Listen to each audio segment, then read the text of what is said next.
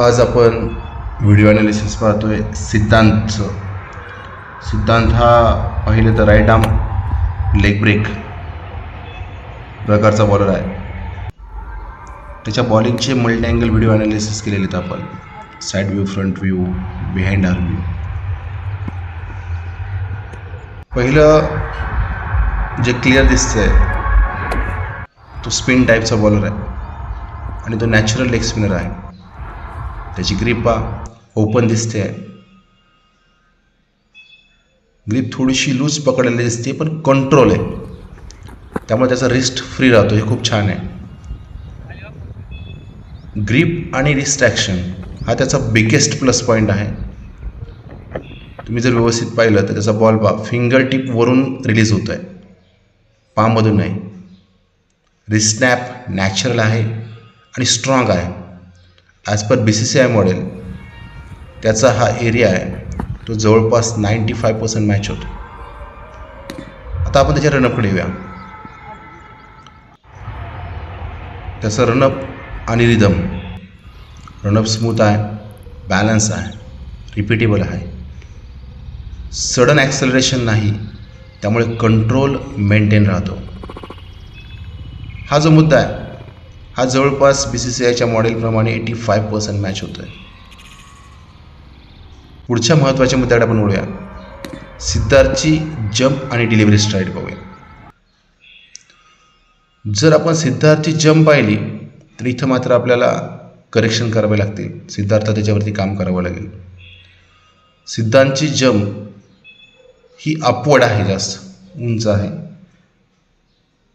ती थोडीशी त्याला लो आणि फॉरवर्ड करावी लागेल. ह्या जंपचा एरिया जो आपल्याला दिसतो याच्यावरती त्याला मात्र काम करावं लागणार आहे. त्याचं कारण आहे त्याच्यामुळे त्याचं लँडिंग टाईम काय होतं, डिस्टर्ब होतं आहे. लेंथ कन्सिस्टन्सी ड्रॉप होते. सिद्धांतला आता हे प्रॉब्लेम जास्त फेस होत असतील की त्याचं लेंथ कन्सिस्टन्सी नसेल. BCCI बायोमेकॅनिक्सनुसार लेग स्पिनरसाठी जंप लो आणि फॉरवर्ड असणं गरजेचं आहे. आता सध्या त्याचं जर जंपचं आपण पर्सेंटेज काढले BCCI मॉडेलनुसार तर ते जवळपास 60% मॅच होतात. म्हणजे याच्यावरती त्याला खूप काम करावं लागेल. आता त्याची पायाची अलाइनमेंट पाहूया आपण. बॅकफूट कॉन्टॅक्ट स्टेबल आहे, पण फ्रंट लेग ब्लॉक त्याचा वीक आहे. फ्रंट लेग ब्लॉक पहा थोडासा वीक आहे. नी सॉफ्ट राहतो, त्यामुळे पॉवर लीक होते आणि ड्रिफ्ट कमी मिळतो. म्हणजे थोडंसं यांनी याच्यावरती काम केलं, जर फ्रंट लेग ब्लॉकवरती जर काम केलं तर याला हवेत ड्रिफ्टही चांगली मिळेल.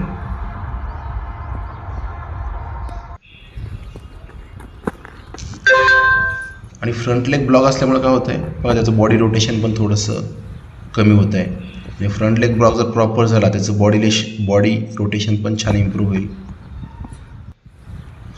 मग त्याच्या रोटेशन आणि कंट्रोल दोन्हीमध्ये इम्प्रूव्हमेंट आपल्याला छान दिसेल. आता आपण त्याच्या रिलीज प्रॉब्लेमकडे येऊ. रिस्ट स्नॅप चांगला असूनही बॉल स्लाइटली लेट रिलीज होते. बघा इथं त्याचा बॉल थोडासा लेट रिलीज होतो आहे.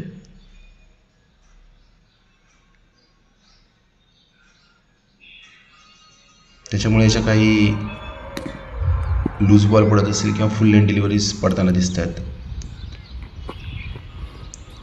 रिलीज टाईम त्याचा जर आपण BCCIच्या मॉडेलनुसार चेक केला तर 65% मॅच होतो. त्यानंतर आपण पुढे जाऊया.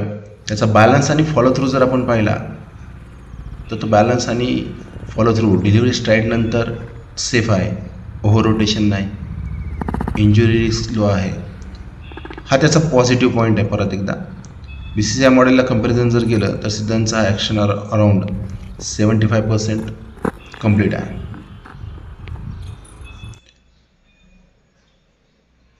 याचा अर्थ असा की सिद्धांतच्या बॉलिंग ॲक्शनमध्ये कोणतेही चेंजेस करण्याची गरज नाही आहे. थोडेसे मायक्रो करेक्शन रिक्वायर आहेत.